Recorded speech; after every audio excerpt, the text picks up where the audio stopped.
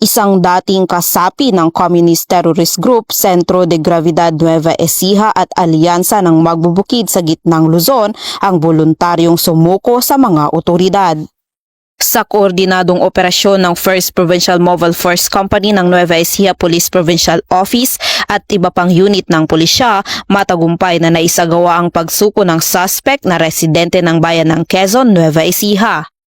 Kasabay ng kanyang pagsuko ay ang pag-turn over ng isang Smith & Wesson caliber 38 revolver na walang serial number at 4 na buhay na bala.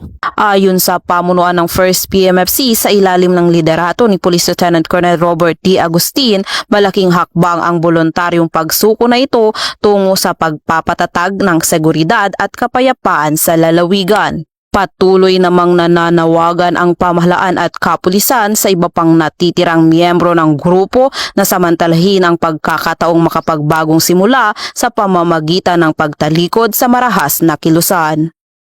Mula dito sa gitnang Luzon, ako ang inyong PNN correspondent, Patrolwoman Jilly Advincula Peña, alagad ng batas, tagataguyod ng Balitang Pulis.